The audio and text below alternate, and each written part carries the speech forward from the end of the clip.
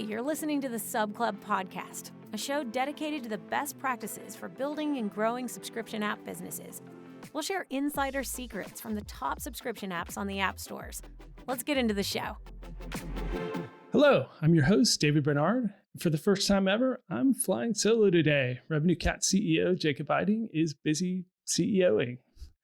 My guest today is Eric Seufert. Having worked in growth and strategy roles at consumer tech companies such as Wooga and Rovio, Eric has a depth and breadth of experience with mobile apps and games that few can match. He also founded and sold marketing business intelligence company Agamemnon, and is an active investor in the mobile gaming and ad tech categories. Over the past year, Eric has written extensively about app tracking transparency and the future of mobile advertising on his trade blog, Mobile Dev Memo. On the podcast, I talk with Eric about the value destruction of app tracking transparency, the limitations of SKAdNetwork, and how to thrive as an app developer in this new paradigm. Hey, Eric, thanks for being on the podcast. David, thank you for having me on the podcast. So we're going to start off with a bit of a dead horse that's been beaten over and over again. Apple's motivation in enacting app tracking transparency. But I did want to take kind of a different perspective on it. The most interesting thing to me personally about Apple's motivation with app tracking transparency is what it says about what they are going to do in the future. Did they build SKAdNetwork purposely handicapped, or did they not really understand how handicapped it was? Were they really trying to kill Facebook, or was that a kind of a side benefit? And I think that their motivation's important because it kind of forecasts what changes they may or not make moving forward as they start to see the impact. So I think the first thing I wanted to ask you was, how do you see Apple's reaction and maybe how they perceive ATT to be going now that we're seeing Snap drop 25% after a quarterly earnings report and see kind of more of the disruption that you and others were predicting, but maybe Apple didn't quite see coming. So how do you think Apple sees this going currently, and what does that say about the future of privacy on iOS? Right. So I think that Apple's primary motivation was not to capture mobile advertising market share. I don't think that was a primary motivation. I think that's happened, and I think that they expected that to happen. But I don't think that was the sort of primary driver of this decision. What I think they wanted to do was, there's kind of like a big picture idea here and then sort of like an immediate consequence idea. I think what Apple did not like was that they had kind of lost control over content discovery on the iPhone, right? So when the App Store was first launched, I mean, that was how you discovered apps, right? It was through going to the App Store and some small part search, but then in large part just like the editorial curation that Apple exposes there, right? And that changed over the years, and up until kind of the announcement or the enactment of ATT, the way that people discovered apps was through advertising, right? And primarily Facebook advertising. And so Apple has totally lost control. It's the sort of the content that people interacted with on their phones was not the result of any sort of like deliberate decision on Apple's part or sort of like deliberate consideration, right? It just so happened to be whatever could scale ads, the best, right? Like whatever content, whatever companies could scale their ads the most efficiently. That's what people interacted with, and that's what became dominant on the platform. And Apple really had no say in that, right? And so my sense is that's kind of like short term, sort of like kind of narrow aperture view of this. It's like, well, they just wanted to regain control of that. They wanted to be the kingmakers. They wanted to sort of be the tastemakers, the people that decided, the party that decided like what became popular on the iPhone, how the iPhone was used, right? And I mean, I think if you've worked in gaming especially, but if you've worked in mobile apps at all, and you've ever had to go and, go through the whole process of like pitching your app to Apple, and sort of like pleading for featuring, that's what they want. They liked having that control because that allowed them to sort of percolate their new iOS features into the app community through just sort of like almost like horse trading. It's like, well, okay, you want featuring, we're happy to give you featuring, but you've got to integrate XYZ thing into your app. And once you do that, we're happy to feature you, right? That was sort of the sort of the negotiating process, right? And like, that process, even that process itself became less important and less prominent in like the life of a developer over the last few years. Like in 2012 to 15, that's what you did. Every time you were launching a new app, or even if you're doing like a major update, you flew to San Francisco, you went to Cupertino, you went into a conference room at Apple HQ and you pitched somebody, right? And like that just stopped being something that people did. Like just people kind of realized that, even if we get featuring, it's not going to be that meaningful for our business. What we really need to be able to nail, what we have to do, our success is dependent on our ability to scale the product with paid advertising, and explicitly, specifically through Facebook, right? So I think that was the primary motivation to regain that control. Right now, I think there's a bigger picture idea here. There's like a bigger picture motivation or like projection here, which is that, we're moving into a paradigm where, the phone that you have, the device that you have that you consume content with is like totally unconstrained in terms of what it accesses, right? Like and how it accesses content. And that's the sort of behavioral norm that people are moving into, right? It's like they just expect their favorite stuff to be available from whatever device they have in their hand at that moment. As long as it's connected to the internet, they expect to be able to connect to Disney Plus, to Hulu, to Netflix, to Facebook, to anything that they use every day. And like you get to a point where, if you run this kind of gatekeeping platform, right, like at the App Store or Google Play or whatever, if users have leapfrogged that kind of paradigm into like, no, my favorite content is always available. It's sort of like just persistent in the cloud, and I should be able to access it however I want at any given point in time. Then you've lost control of that of that gatekeeper positioning. And I feel like what Apple wanted to do is like they know that that's inevitable. Like we'll get there, but they wanted to like prolong the sort of dominance and the sort of prominence of the App Store in terms of, the consumer relationship, right? Like that's the first stop. You've got to go through them to get to the content. Because then that also provides them with some sort of just leverage over the developer, right? And I think we've probably accelerated past that, but maybe not. Maybe this buys 2 to 3 more years of, okay, well, I have an iPhone. That means I go through the App Store to get content, right? Or I have an Android. Maybe that means I go through Google Play to get to content. And not that like, it doesn't really matter what device I'm using. I'm using my Samsung TV or my iPhone or my iPad or my Facebook portal or whatever, or my Amazon Echo. I want to get to the content that I have, available to me in a persistent way in the cloud, right? And so I think that was also the primary motivation, or that was part of the primary motivation, but that was like sort of like the bigger picture consequence of it. Right. Where do you put Apple's kind of stated motivation of privacy in this hierarchy of motivations and outcomes? Because, a lot of people have said, oh, well, Apple was clearly acting anti-competitively to favor their own ad business and crush these other ad businesses. It was, primarily driven by the greed to expand their ad revenue. And then I think yours is really interesting as far as like the control. But then, of course, Apple goes and just said in the quarterly results recently and has stated over and over again that it was 100% privacy motivated. Do you just not buy that? No, not at all. And I don't necessarily even think at this moment that consumer privacy has been benefited or protected as a result of this, right? And we can get into that in a second, but I've been publishing a lot about they're still allowing fingerprinting. They said they wouldn't. That's in the policy, right? It's explicit. Like there's no ambiguity there, and they're allowing for it, right? And they're not policing it, and they could because they've done it in the past. And so I think if you wanted to be protective of privacy, that would be one of the things that you would prioritize, is preventing that from happening.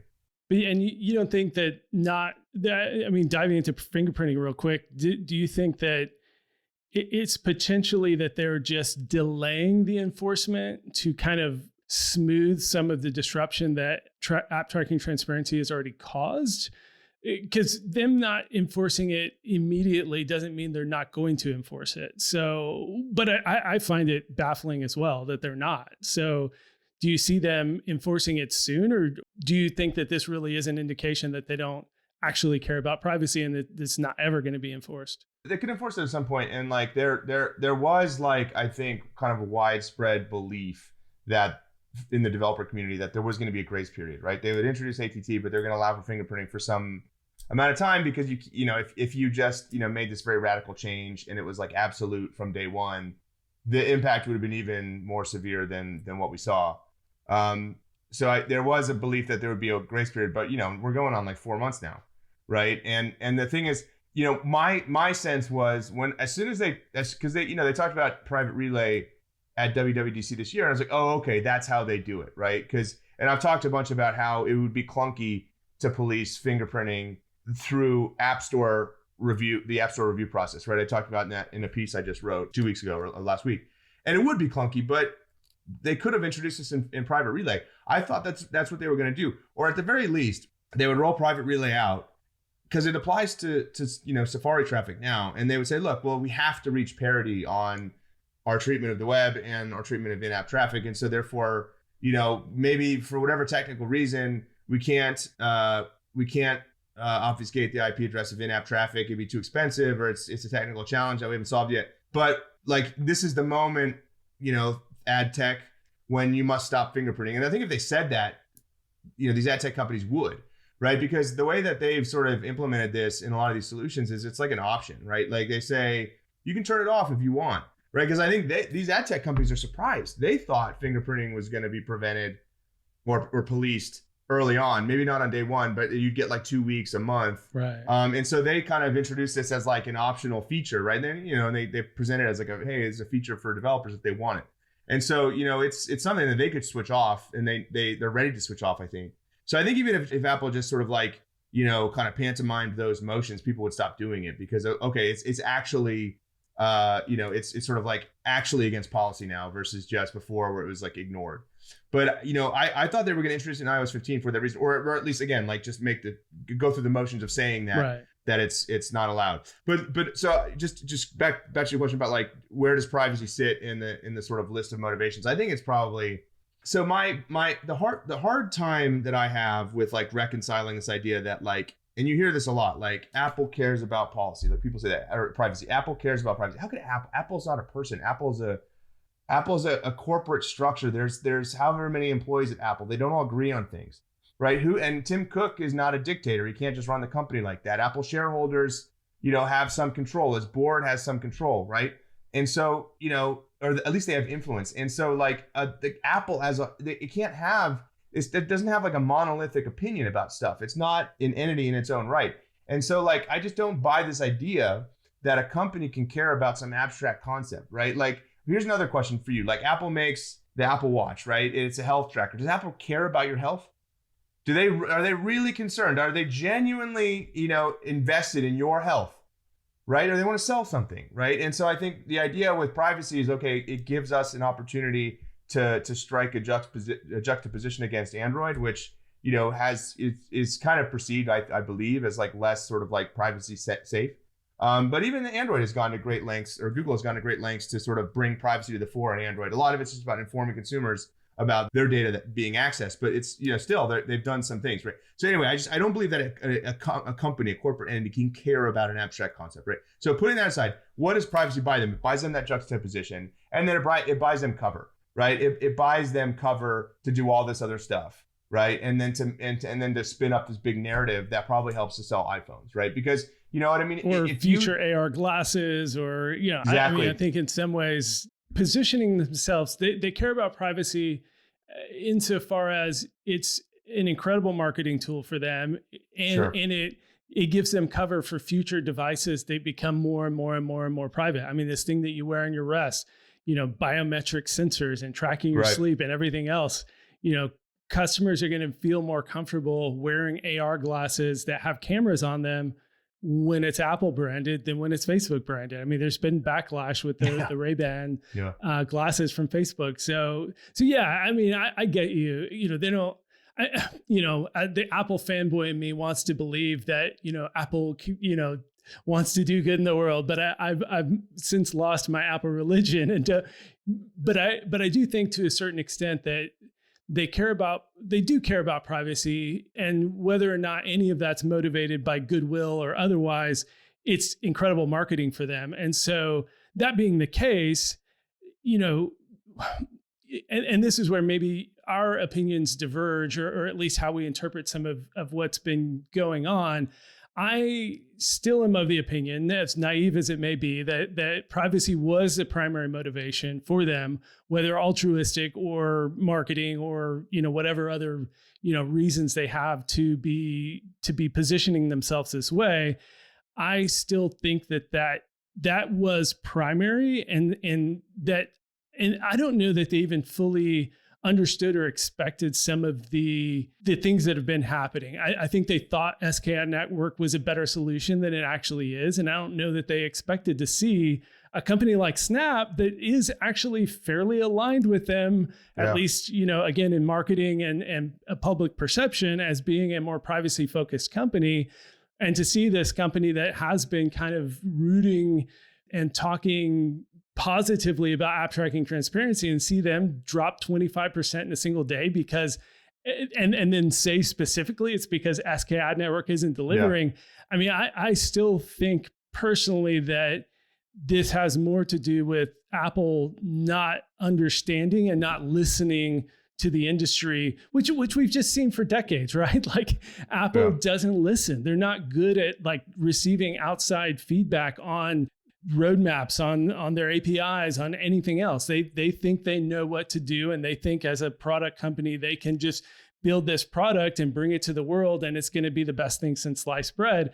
And SKAdNetwork is just another example of them trying that approach and then just falling flat on their face. And I think this is important because if that is the case, and if the primary motivation really was privacy, then maybe we do see an SKAdNetwork 3.0 that's way better than this current one after they realize they've destroyed tens of billions of dollars of value and also potentially handicapped their own platform, because as ad efficiency goes down and as apps struggle to gain traction, they lose too.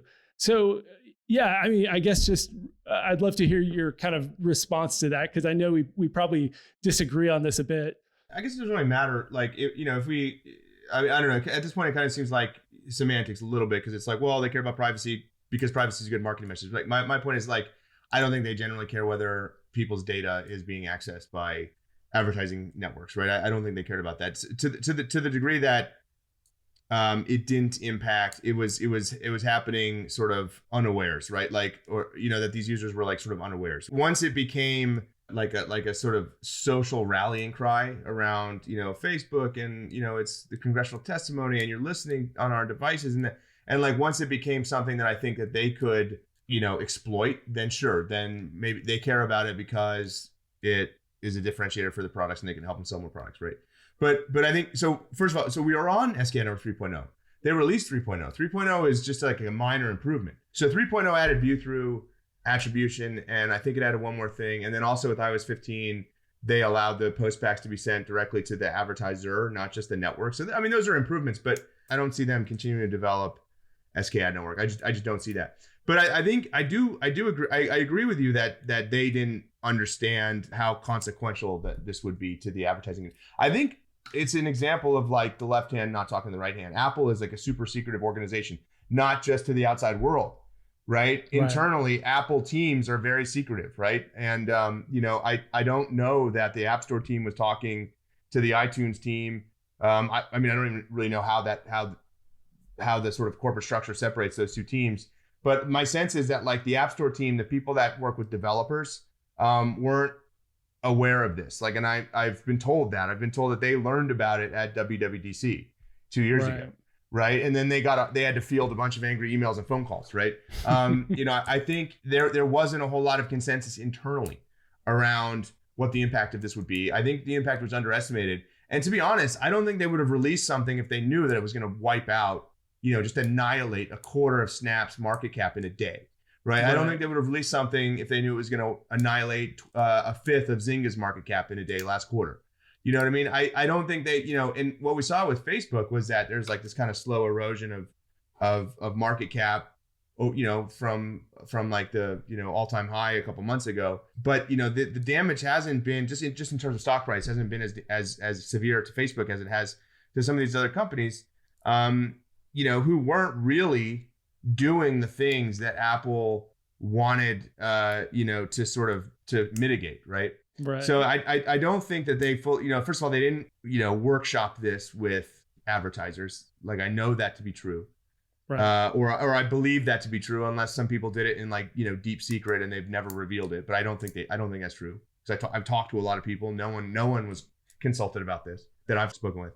I don't think that they really truly grasped how sort of like fundamental performance advertising was or is to a lot of these businesses, right? In terms of their sort of, operational success, right? And so I think because of that sort of differential between I think what they thought was going to be the result of this and what the actual result was, I feel like that does call into question, not only just the wisdom of this, but, how well they can defend it, right? When, against maybe some lines of inquiry, that are sort of like, kind of more powerful and sort of socially instrumental than ours, than mine, or than app advertisers or app developers, right? I think they've invited a lot of questions about this through the severity of the impact that we've witnessed over the last couple of weeks and months. And that's where I totally agree with that. And that's been my perception as well. And I talked to folks as well, is that Apple didn't fully understand the implications. And if there were people inside Apple who had a better understanding of what might play out, they didn't have enough of a seat at the table.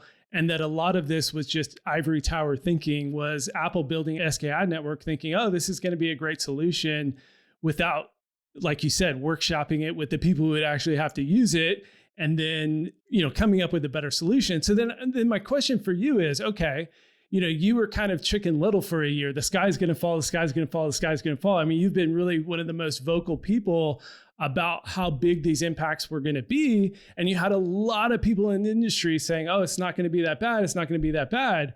Well, now the sky fell. I mean, a public company having 25% of its market value wiped out in a day due to one specific policy from a platform, like, the sky is falling. You were right. But then, so now Apple sees it. They can't avoid seeing it. What do they do from here? You said they're not going to make SKAdNetwork better. Are they going to not police fingerprinting to continue to soften the blow? Like, where does it go? That's what's so interesting to me about, okay, whatever their motivation, what they do in the future in reaction to what's actually happening now that we're seeing actual results matters, to the tune of hundreds of billions of dollars. And one of the things that I put in the notes to talk about is a lot of this value that's being destroyed is not accruing to Apple. It's not as if, $100 billion of market cap wiped out of Facebook and Google and Snap and other folks. It's not like Apple is actually capturing that, because they don't have the ad inventory. They're not a big player in the space. So yeah, where does Apple go from here? Have they painted themselves in a corner? Maybe. I mean, I think what I would, if I was at Apple, I'd be worried about, they've got they're already under a lot of scrutiny, right? Like, right. What the DOJ, just 3 days ago, decided to reopen the investigation into Apple related to the way they operate the App Store. I just think it's really tough to maintain this line on one front while, you're obviously having to lose ground on another front, right? Because as we've seen, like, there's just been this steady trickle of them, ceding ground to developers or giving up a lot of, the sort of exclusivity and preferential treatment they have with App Store operation, right? Like, it just feels like maybe it's they felt like, well, that we'll expand one area of that preferential treatment while we're sort of like forced to abandon other areas of preferential treatment. But I don't know that but that would only make sense if they actually really understood how dramatic the consequences of ATT would be, which I don't think they did. I don't know. Maybe they have painted themselves in a corner. I mean, I don't know. So the thing about SKAdNetwork is, like, the way it was designed, it's got a lot of features that on their own would be smart, tech progressive, right. privacy protective, mechanisms, right? But in combination just renders this thing like totally dysfunctional. And that's the problem, because now if they go back and they get rid of any of these given features, so like, or not features, but restrictions, right? So let's say they say, okay, so first of all, I mean, and I'm assuming most people listening are at least familiar with this. So I won't go into the whole thing, description of SKAdNetwork from zero, but let's say they give up on the privacy threshold, which would be weird because there's a privacy threshold for Apple search ads, to be fair. But let's say they gave that up, right? Then okay, you move a little bit towards, something that is functional and helpful. But you've made a pretty sort of like very kind of public facing kind of mea culpa decision, which I don't, or announcement, right? Which I don't know that is in Apple's DNA to do that kind of thing. And giving up the privacy threshold would actually allow tracking, which is what they're saying they're trying to prevent. So that's the other problem with giving much ground on some of these things with SKAdNetwork. Well, it could. And that's kind of the broader question is like, can SKAdNetwork even be saved? And, let's say regulators did come in and say this was completely anti-competitive. What's the solution? I mean, if you roll back and give unique identifiers to every app, you're going to have all the same unintended consequences that came with the IDFA. So yeah, I mean, that's like 4 questions rolled into a statement, but can SKAdNetwork actually be saved while maintaining some level of privacy? Maybe, but I don't know that you do give up. So I don't think you totally enable tracking if you give up the privacy threshold. What you'd enable would be the advertiser would be able to link the specific campaign to an individual user in their data environment. Now, if they chose to share that with a third-party platform or ads platform, I guess that would be their decision. I don't think by default it would sort of instantly, make that trackable, right? Because all you're really doing is adding a little bit more context to every post back versus just some. Because you already get, if you get rid of the privacy threshold, that just means those nulls go away, right? And so you're able to get you're able to sort of observe the less frequent transactions, right? Or just tell me what it is. If you tell me what it is, then I can design around that, right? But we don't even know if it's dynamic. They've apparently changed it like without telling anybody, and so all of a sudden the number of null conversion values exploded, right? I mean, that's the thing. Just make it public, because if you do that, then I'm going to say, you know what? Okay, I'm going to design my app such that like the people I care about are going to trigger this or not, right? It's not something that's in its early funnel. It's something that it'll happen, I can build I can sort of like intuit, just through like kind of statistical modeling where I need to place this in order for it to trigger the number of people that satisfies the privacy threshold such that I get the data that I really need to make decisions. Because right now you have no idea, and I have no idea where to place that. What is that? Unless you just experiment a bunch of times. But even then, it's the broader environment's too variable, because the campaign could go up and down in terms of like DAU or DNU every day. You know what I mean? Yeah. And then if they change it, then there's like a totally unknown exogenous variable there, right? So it's impossible to tune your app such that you say, okay, look, I get it. You're not going to let me have a conversion value if fewer than 25 people did it. Well, I know how much traffic I'm driving through all these campaigns every day. So I need to consolidate my campaigns such that each one drives 400 new installs every day, because I know that, an eighth of the installs will trigger that thing, but those will be the users I really care about, right? And if you did that, then at least I know, and I can design everything around that, but I don't even know. I don't even know if that changes over time relative to the number of installs I'm driving. I don't know if you're changing it on the back end without telling me. Like, it's just, you can't operate with that kind of opacity. It's just not functional. And then you've got the 100 campaign ID limit. You've got no creative parameters in the post back. Like, you just can't do anything with this. Yeah. I mean, that's where it does seem like this was designed as an academic exercise. Right. How do we prevent any unique identification of any individual ever from being even remotely possible?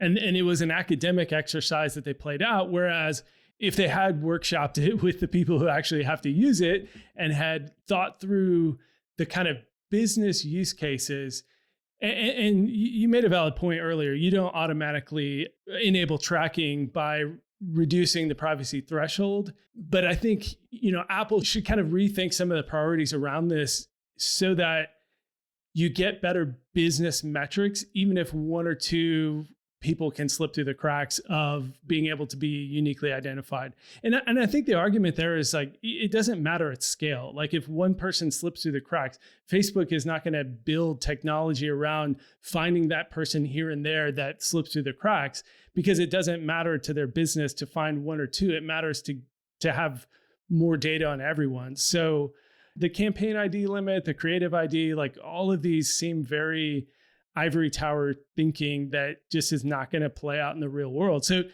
a few minutes ago, you were saying you don't think Apple will improve SKAdNetwork, but now we're talking about how they could. Where does the rubber meet the road? What's going to happen? I mean, the thing is, like, we're just kind of riffing right now, right? Yeah, I think like if we sat down with the whiteboard or something, because I wrote an article a couple months back, or actually it was like right after this was announced, and I kind of like, here's some suggestions. Here's what you could do to make SKAdNetwork more helpful. And some really smart people in the mobile Dev Memo Slack pointed out holes in my analysis. And no, if you do this, right. If we had enough postbacks going, I could sort of encode the IDF over enough of the postbacks. Like if I had enough postbacks, I could put like one character from the IDF in every single one. I could get the users. So that's why you can only have one postback per install, right? Because if you did 50 or whatever, like, so that makes sense. So I mean, the thing is, like, if I'm just ripping, what I do believe though is like you could either have the privacy threshold or the random timer, right? Because ramp the privacy threshold up to 1 million. I don't care, but let me have real-time install accounting, because without that, I can't do anything, right? If you're obfuscating even the date of install, then that I can't do install accounting. I can't assess the economics of my campaigns, because I don't even know when the installs are produced, and I can't make changes to campaigns, right, without having to shut the whole thing down and wait and to reuse that one precious campaign ID within the sort of like constraint of 100, right? So I mean, like, my sense is that like if you just solved for that, allow real-time install accounting, and then do whatever after that you have to do to prevent me from figuring out who those people are. Okay, that's fine. But at least then I know this campaign drove this many installs today. These were the targeting parameters. This was the audience I was reaching. This is how much I spent, right? And like, even if we just went, because I don't think you would lose a lot if you just went back, because the frontier that we reached was like, especially on Facebook, I'm optimizing for value. I'm optimizing for ROAS, right? And that was like the sort of the final form of mobile advertising measurement. It's like, I'm telling Facebook, give me 110% ROAS on day 7. If you do that, I don't care how you target, who you target, how much the CPIs are. How much the CPI is irrelevant. I've got unlimited funds, from a sort of like practical standpoint on any given day. Spend as much as you can, but just make sure I'm getting 110%. That was the final form. And I think even if we sort of like retreated from there back to just like CPI, the average LTV of this campaign is X, and the average, the CPI was Y, and so therefore I'm making money. That would be much less efficient, but still, like, it's workable. Right now, what we have is not workable. Yeah. Well, I think you and I could riff on all this wonky stuff for another couple of hours. Yeah. And I hope Apple's listening and actually going to make some changes and listen better now that they're starting to see some of this stuff. But I did want to change gears and kind of start talking through what this means for developers, and specifically, Subclub Podcasts, what it means for subscription app developers. And what you were just talking about, I think is actually a really important topic that not a lot of people fully understand. You've written about it in the past, but I think it's still somewhat abstract enough that I wanted to kind of have you describe it in more concrete terms. And that's the fact that with these, day 7 ROAS campaigns and value optimization and event optimization campaigns, Facebook, with all of its data and AI and incredible targeting efficiency, has kind of in some ways been doing the job of developers. It's been finding those unique profiles, user profiles of who's actually going to spend money, who's actually going to enjoy the app. And it's like in some ways they became this really efficient black box of user profiling and understanding users that developers had kind of in the past done, and then maybe now need to get good at again in the future. Again, you've written about this before, but just describe that process maybe a little better of how amazing Facebook really was at finding the best users for an app? Well, they were very, as you said, very, very good at it, right? So, it was based on like an approach that was very simplistic, right? I mean, if I can observe everything, then I know everything about this user, and I can just target most relevant ads to them because I know everything about what they interact with, right? And I know what they like. And, it gets to a point where that ability to observe is so pervasive that I do agree, like that had gone too far. Like the pendulum had swung too far in that direction. Like it is not, I find it unsavory to think that like literally everything I do on my phone is observed and instrumented and ingested as a data point by one company, right? Like I'm uncomfortable with that. So, but like, I think, to your point, like going, if you go back to when UAC was introduced, right? So Google, their mobile product UAC they describe it. I think they themselves describe it as a black box, as like a selling point, right? Because it's like, look, don't worry about any of that. You will handle all of this difficult analysis for you. We'll find the best users for you. You don't have to iterate across audience definitions or even creative, and do all that experimentation yourself. We'll do that on your behalf with our superior tools. And when they announced that, there was a lot of disquietude in the developer community because people are like, look, we built this. We want to do it. I don't trust you to do it. I trust you to do it well, but I also trust it to do it to your advantage, right? Right. In pursuit of your best interest, not necessarily mine. What I think you'll do, so this is exactly what these platforms do, is they take whatever boundary you set or whatever standard you set around efficiency, and they reach that, but no more, right? They'll get you to exactly what you say is like the sort of quality threshold or the efficiency threshold for your campaigns to keep spending money, but they won't give you any more than that, right? So they could blow out your campaigns and get you 400% ROAS. But if you told them you only need 110 by day 7, that's what you're going to get. And if they get you to that 400, then they're going to buy you a bunch of crappy traffic that brings the sort of average down until it hits that 110, right? And so, that's the power that they had, which, to be fair, it's like they were really good at that, and they're probably and them being really good at it, and them present and providing that as a product and productizing that and making that available to everyone meant that anyone could spin up a Facebook campaign, any Shopify retailer, any Shopify merchant, any small time app developer, and spend money and grow their product, grow their audience, right? Versus go back to 2012 and the best UA teams won. And a lot of times these were like big teams, big companies that raised a lot of money. Now, it is way more egalitarian to open it up to anybody. The small shop owner in, I don't know, the middle of Kentucky or whatever could have access to this world-class machine learning infrastructure to grow their business, right? And then they only really had to compete on the quality of their product and not the quality of their user acquisition infrastructure. So in a way, it was a giant gift to these SMBs. And the proof is in the pudding. Look at Facebook's advertiser mix, 10 million advertisers, vast majority SMBs, right? 10 million advertisers, right? Think about any company that has 10 million customers. That's just an absurd scale, right? And these are people spending, in aggregate, tons of money on Facebook. So it made sense, but there was a lot of pushback when UAC announced that because developers like, look, that was our competitive advantage. Like, well, should it be? If we go back to basics and everybody has access to the same quality of infrastructure and the same quality of marketing tools, then you compete on the basis of your product. So then are we kind of going back to that world? I mean, app tracking transparency is going to degrade Facebook's targeting efficiency because they're not going to have that pervasive tracking where they know everything that's going on your smartphone. So where do we go from here as far as, what developers need to be thinking about? And I forget exactly when you wrote this post, but I really appreciated you kind of talked through some tactics even around developers needing to get better at capturing intent, about potentially kind of bifurcating experience in the app. Is that where developers should be headed? Of, okay, now Facebook can't bring me the perfect user for my app as it exists today. And instead, developers need to get back to the basics of understanding their user base and kind of building out those user profiles and understanding who they should be going after. Is that where we're headed?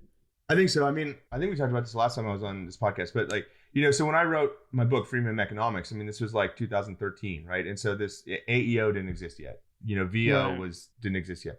This was you bought installs, right? And the idea of freemium, or my sort of thesis with freemium, is that like it gives you the ultimate power to personalize. And so you need some minimum scale because you need a minimum amount of people to experiment with in order to make, some small percentage of people that do monetize meaningful to you. But in order to do that, you need like a sort of like very large surface area for experimentation, right? You need a lot of content to be able to test against people and make sure that you expose to them the exact perfect thing that they want. And in order to do that, you need a lot. And so what ended up happening was that idea flipped, and it became less about doing that in the product and more about doing that with the creative, right? And allowing Facebook to do that on your behalf with the creative. And then they found the perfect user. And you didn't need to do any personalization in the app because they brought you the perfect user. Just make the app for the perfect user, that individual profile, that one profile, the perfect app. You make that app, Facebook will find those people through like mass, wide scale experimentation with creative. Well, now it's flipped again. And so, when someone comes into your app, you don't know who they are. You don't know how qualified they are because the targeting has been degraded to the point where, there's not a whole lot of sort of like a priori, relevancy that you can intuit there. And so you've got to parse that out from their behavior, show them something, see how they react to it. If they react positively to it, show them more of that. And if they don't, show them more of something else. And that kind of personalization though, I mean, is very powerful. And I wrote a whole book about it, but It's hard to do. You need a big team. You need data infrastructure. That's the thing. Then you revert back to like, well, only big developers can do this.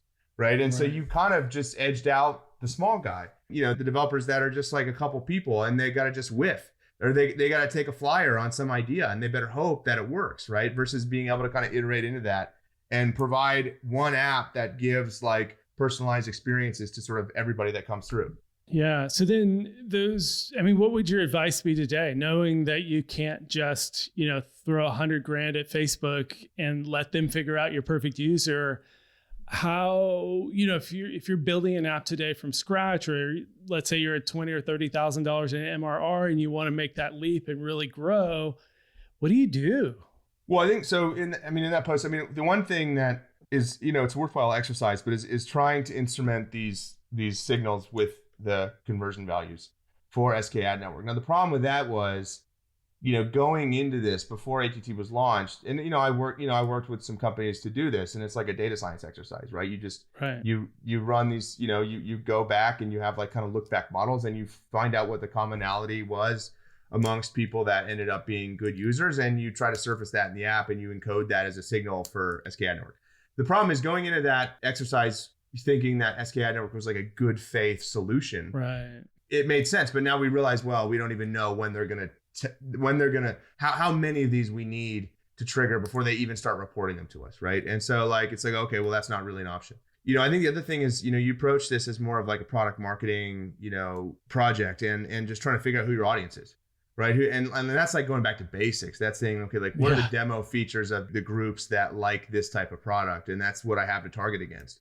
Right. And then trying to get, because you can't do mass creative testing anymore, at least not on iOS. And so, trying to work out some pipeline of like, we try concepts on Android where we can still do kind of mass testing.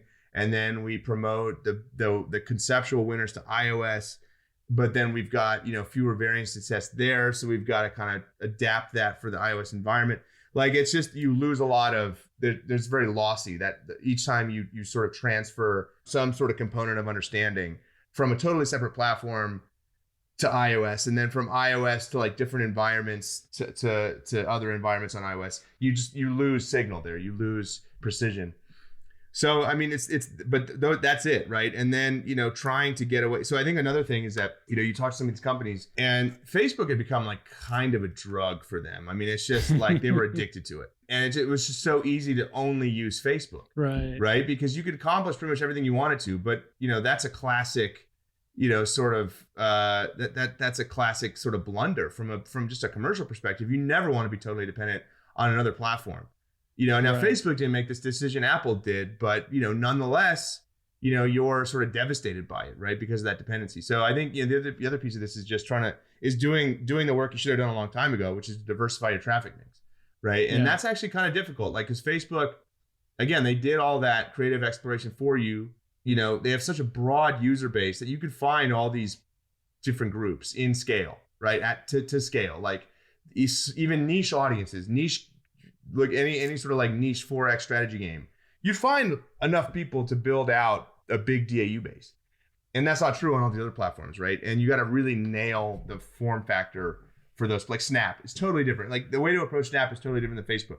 The way to approach TikTok is totally different than Snap, right? The way to approach Outbrain, Taboola, totally different than any of those.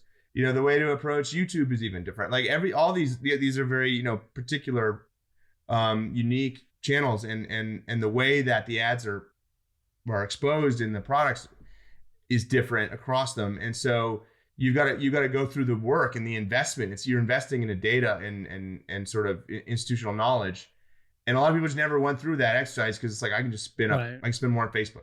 Yeah. And where do you think organics fall into this mix? I know, like, we talked to All Trails on the episode before this, and not only are they a unicorn app, likely in valuation, but in their success with organics. I mean, there are apps that just find incredible success with that right kind of search optimization or finding that right niche that really drives organic installs.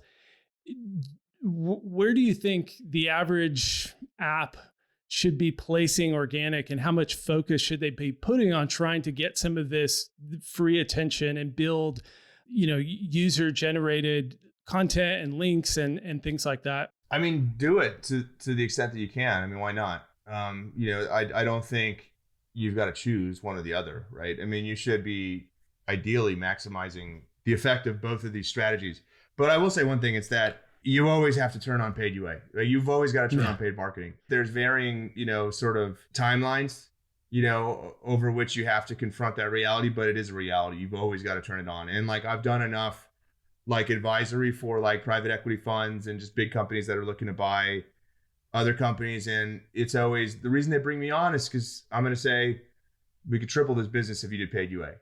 Right. We could quadruple this. Like how much bigger could this get? Right. And you know what I mean? Like there's always a point where they've capped out. They never developed this, you know, expertise internally, right? It never became like domain knowledge that they possessed.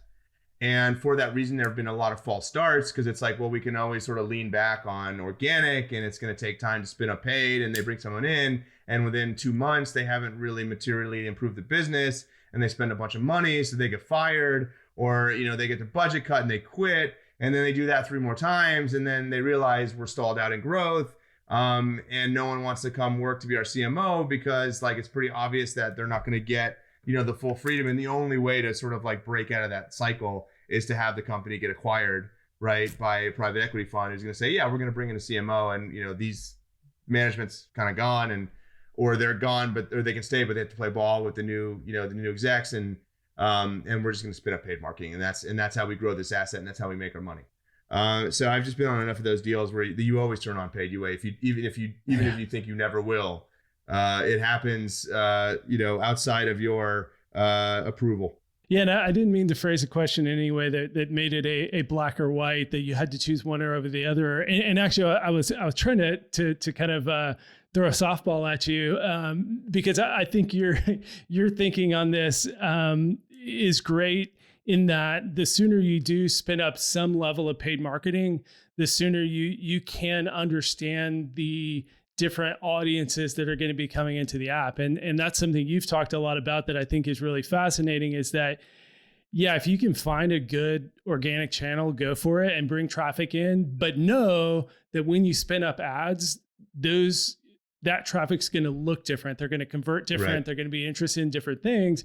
And if you, I'm stealing your kind of playbook here. Yeah. So tell me why you think, even if you do have a very successful organic channel, and maybe that's the strategy, you kind of get from 10K a month to 100, 300K a month, but to get from there to the millions a month, you're going to have to spin it up. So what's the playbook for kind of building that expertise in-house, and when do you have to start ramping it up? So Thank you for reminding me of my own thoughts here. So the idea there is like organic's never going to be the ultimate scale channel, right? Like you're going to reach some sort of asymptote with growth there, and it's going to flatten out. And probably if you kind of close your eyes and you pictured your app at like the sort of greatest potential, right? The sort of like greatest sort of like intrinsic potential, paid is 80% of daily, new users, right?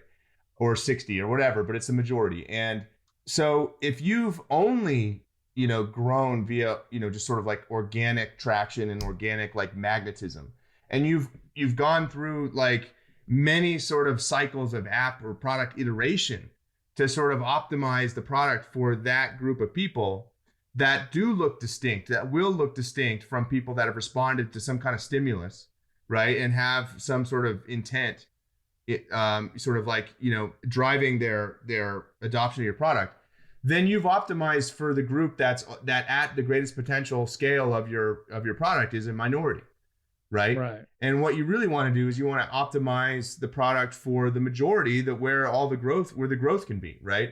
And so that, if you delay layering in paid traffic and you delay understanding what they want out of your product.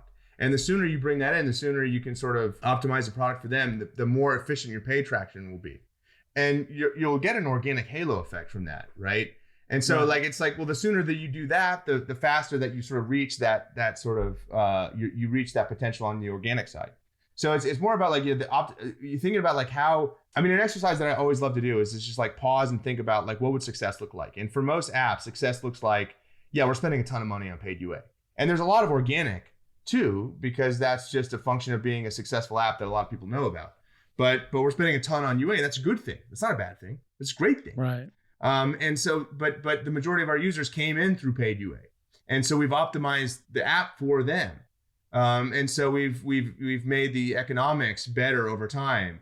And then the other piece is like, and I've talked about this a lot too, it's like you've got to change that over the life cycle of your app, because a lot of times what you see is you see an app that's new and they've got like explosive growth, right? And you look at just like a kind of stacked bar chart of the cohorts by age, and it's like, well, on any given day the vast majority of users are new or they're less than a month old, right? And then like you fast forward 2 years or 3 years, and a really good app, that'll be flipped because you've retained people. The vast majority of the people that use your product every day are old. In terms of like when they adopted your product, because it's sticky, because it's retentive, right? And that's a great place to be. But that you've got to change the way that you think about product optimization at that point. Like when you're going through the product iteration process, like, well, you're not optimizing for the newbies anymore because there's way fewer of them. You got to keep the old timers involved and engaged and happy, right? Because that's just where the vast majority of your revenue is coming from, right? And at that point you've probably reached some proportion of your TAM, and so you might not even be doing new user acquisition as such anymore. You might be doing a lot of retargeting, re-engagement, and so it's just like you got to be very conscious of like the life cycle of the app, what the user base looks like in terms of composition by age, and like all that kind of stuff. And it just takes a lot of consideration, and it's and if you get to any point where like any of those distributions is skewed to an extreme one direction or the other, you probably got a problem. Like if you're all organic, you're leaving money on the table. If you're all old timers, well, you're not growing anymore. If you're all newbies, you're not retaining enough, right? It's like all these different levers that you got to pull to make sure that you hit the optimal sort of combination. Yeah, that's great stuff. I love the way you put that too. I think there is some level of kind of magical thinking that if I have just the right app, I never have to do marketing. Marketing's a dirty word. Spending money on marketing is wasteful, or only companies with bad products have to do marketing. And like, that's just not true. And what's especially funny is like, a lot of these folks are like indie developers who hold up Apple to be the end all be all. Apple spends tens of billions of dollars on marketing. Yeah. Apple measures that marketing while at the same time, enacting ATT. So it is funny, the kind of dichotomy of, and the magical thinking of like, I shouldn't have to pay for users. My product should be good enough or whatever. Like it really is just magical thinking. And ultimately, spending money on marketing is a good thing, not a bad thing. I love that perspective. Yeah. we had a Halloween party for my son and his like classmates, and he's very young, and he did this thing where he wanted to be two things for Halloween, so they had like a parade at their school, and then we had we just Halloween day kind of trick or treating and stuff. Anyway, so he wanted to be a dinosaur, and then he decided he wanted to be a vampire for the Halloween day, and so we had to get him in a second costume. He was a vampire. And we're having this party, and someone was like, "Oh, you look like such a scary vampire." And I was like, "Well, no, I work in digital advertising. I'll show you what a vampire looks like." But like, it's just this idea that like digital advertising, oh man, it's so disgusting. It's so crass, gross. You're spending money. You have to spend money to acquire a user. That's so vulgar. But like in the reality, it's like, well, you're leaving money on the table if you could be doing it and you're not. Right. Like that's not good. Yeah, totally. So that's actually a great place to wrap up. Like where do we go from here? So ATT is what it is. We don't know what Apple's going to do. We hope they make things better, but what is the future of app install ads? What is the future of marketing your app successfully? It's funny because like I have been the biggest like crypto skeptic since day one. And I remember like people were telling me about Bitcoin in like 2011. I was like, this is a joke. Like there's no need for this. There's no use case for this. And I still kind of feel that way, but like it's gotten to a point where I feel like it's actually inculcating new behaviors where this is just crypto in general is probably the thing that introduces us to these ideas. And it's like sort of an imperfect way to implement them, but it sort of makes us think about them. And then there's going to be a solution that follows like the structure of crypto that is actually like the better way to implement these ideas. But I've worked with a number of like Web3 gaming companies, right? And like their challenge is they can't be on the App Store, right? So that they're running like web properties. And how do you promote that? And well, the thing is like if you're running it on the web, you can access it from your mobile device, right? I mean, I can access these games from my device. It's just not on the App Store. And I think like if you get one of these that blows up, you get the halo of Web3 games, right? You get the, just hit game that creates the space for this category to thrive. Then maybe it just becomes, acknowledged that, well, yeah, we can go through the App Store if we want specific types of games, but if we want these other types of games, we just go straight to the browser. Now, my big question is, why did Apple do Private Relay in the first place? And maybe it was to actually route everything through the App Store, right? That would be the cynical kind of conspiratorial take, right? It's just that they want to prevent your access to the open web, or they want to gatekeep it. And so they're going to decide what you're able to access, right? But anyway, so there's a lot of Web3 companies thinking about this right now. Like they can't go to the App Store, right? So there's no app install ads for them. It's all web-based. And also, they've done a lot of these Web3 companies have done a great job of fostering community-driven marketing, right? Getting a Discord server with 20,000, 100,000 people in it. And that's where you advertise, right? And you never have to pay for anything. And now that's a first mover kind of thing. And I think that sort of declines as more people enter the space, right? And there's just, there's just too many of these sort of games to sort of rely on that. But a lot of companies are thinking about that right now. How do we drive people to the web to do acquisition, right? A lot of, as a lot of subscription companies have been doing that for a long time, right? There are well-worn strategies for doing this, right? And they've been monetizing that way for a long time too. They haven't been screaming about it, right? But they've been doing it. And now that, well, okay, now that's a policy that's allowed to, you're allowed to do that. Apple blesses, well, they say we can't stop you. Yeah. And so maybe a consequence of this whole thing is that it just moves people into the browser, right? And there's the Web3 piece of it, which who knows, maybe that is a dud, maybe it's a gigantic category. I'm not convinced either way yet. But you've got people that are saying, I'm going to set up web shops. And, I made the point that look, I don't think that, there's systematic reasons why that probably doesn't become a mass scale solution. And a lot of people are doing that anyway. A lot of games are doing that anyway. That's the other sort of dirty little secret. A lot of gaming companies were sending emails saying, hey, you know what? Don't buy these IAPs in the app because if you go to our website, it's 20% off or whatever. They're already doing it. They already had web shops set up. And, but anyway, I think maybe that's a consequence of this is just we move in that direction. Now, maybe Apple then clamps down harder and they say, nope, private relay, we're blocking that. Maybe they do that for Web3. Maybe they do that for whatever to protect people. Who knows? But I think There's that idea, like, let's just move people to the web. We've got more control there. It's just a better storefront, right? Like I talked about that on the Trajectory podcast. It's a better storefront. It's you have way more opportunity to do cool things there. Personalization, like real-time optimization, things that you just can't do with the App Store because it's, limited in the number of SKUs and all that. But then maybe the other thing is just like, well, we fundamentally shift the way we think about measurement, right? It's all about incrementality. It's all about media mix models. It's all about sort of like statistical probabilistic thinking. And that's probably a good thing too, because like, you can make that work. At scale, they just still leave the smaller folks struggling to get to scale. Right, it does. Yeah. But you can make that work at scale and there's no privacy concerns, right? Yeah, that's interesting. I didn't know where you were going with the whole Web3 thing, but I think you landed that well. And I think you're right that, it does feel like this, Apple, it's the old, the tighter you hold on to something, the more it struggles to get free. And the more Apple continues clamping down on the App Store, the more they're pushing developers to think outside of the App Store. And, we've seen a lot of our RevenueCat customers build out web onboarding and experiment with more and more stuff on the web because of this. So, yeah, I think that's really interesting. And then seeing what, the Facebooks of the world can do with this new paradigm of, they can still collect a lot of first party data.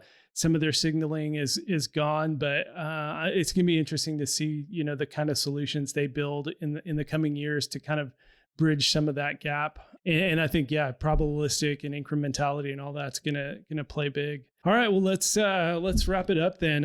Anything else you wanted to share? And we're gonna link to your LinkedIn and to Mobile Dev Memo and your Twitter in the show notes. But anything else you wanted to share before we wrap up? No, I mean, I'm hoping that, 2022, I don't talk about ATT at all. I would love it. I would love it if, I could get back to just talking about stuff that I think is more evergreen and conceptual versus just like very, specific policy level. I don't know. We'll see. Apple, maybe they reel me back in and they do something else that is is extreme or egregious. But I don't know. I think it happened. I wrote a post the other day and I was like, look, this happened. It's had a massive impact. Probably not going to go away. I don't think there's going to be a reversal. So you got to learn to live with it. And, right. And that's, and ultimately I think, companies will do that. And it's also just like a really exciting time. Like this is probably like the start of a new era of like marketing science and thinking about measurement and thinking about how to bridge that with product design and product development in like really cool ways. So there's a lot of org design stuff that's going to get changed as a result of this. I don't know that you have like a standalone marketing team or like a UA team as such, right? Like if you're thinking about media mix models, like what's your UA team? Right. And so, I think, it's just a lot of change and a lot of exciting change, a lot of opportunity. There's always opportunity and change. That's a great place to leave it. Opportunity all across the board. I think, there's opportunity for apps to find new ways to find users and opportunities to fill those gaps in the tooling as well. So, well, Eric, thanks so much for being on the podcast. And hopefully we can have you on in 2022 and not talk about ATT. Let's hope. We'll make that a goal. Fingers crossed. All right. Thank you, Eric. All right. Take care, buddy. To make sure you never miss an episode, subscribe to the show in your favorite podcast player. Thanks so much for listening. Until next time.